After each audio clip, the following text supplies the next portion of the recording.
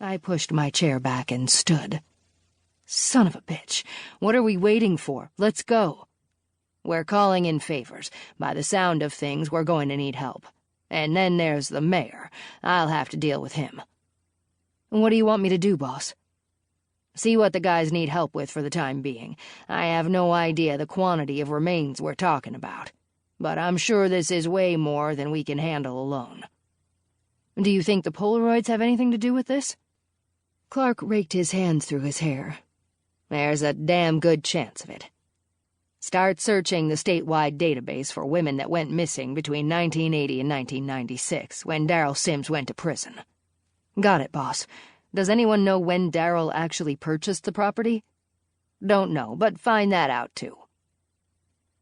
I closed Clark's office door behind me and turned back to look through the glass wall. He had just picked up the phone. I knew he was making the call to the mayor. This new discovery could very well put a permanent halt on the construction of the Swedish megastore. The investigation could possibly go on for years.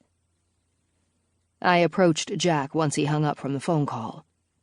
What were you checking on? Depending on the quantity of remains, we might need the help of forensic archaeologists. I was checking with the crime labs in Madison and Milwaukee to see how many there are in the state.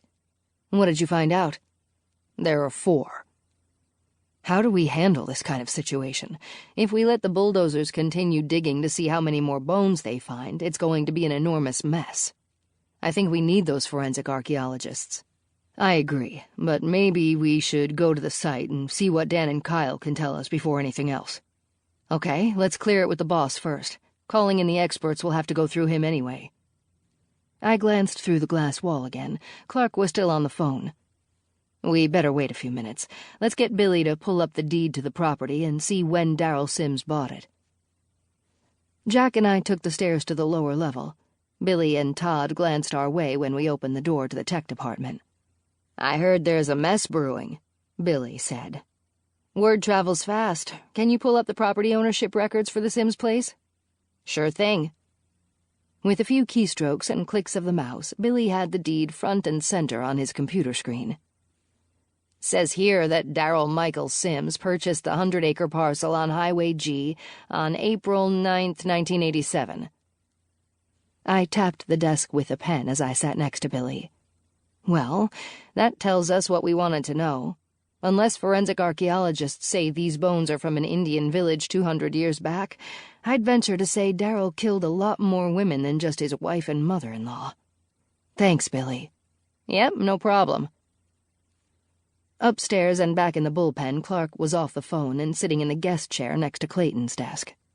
The missing persons website was running on Chad's computer. Are you looking for missing women from 20 years ago? Chad nodded, but he was laser-focused on the images on the screen. He paused for a minute, rubbed his eyes, and leaned back in his chair. The lieutenant wanted me to go back to 1980, but in 1980 alone, 63 women went missing in Wisconsin. This is going to take forever.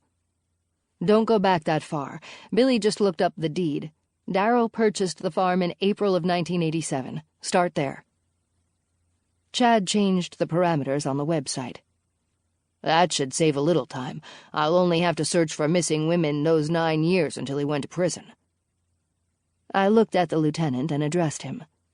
Boss, Jack and I are going out to the farm to see what Dan and Kyle have so far. Okay, keep me updated. Jack and I left the building and climbed into the first cruiser in the lot and took off. Our drive to the Sims farm was relatively quiet. I was sure Jack had plenty on his mind, just as I did. I finally broke the silence.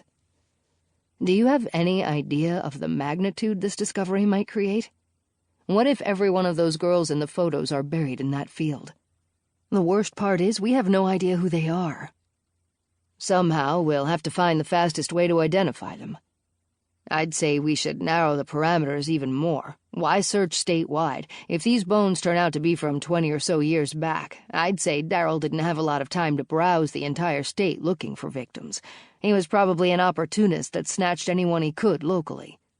Even if he killed 2, maybe 3 a year over a few nearby counties, it probably wouldn't raise a local panic. Chances are most of them could be from the Milwaukee area. He'd have a much larger pool of victims that could have gone unnoticed.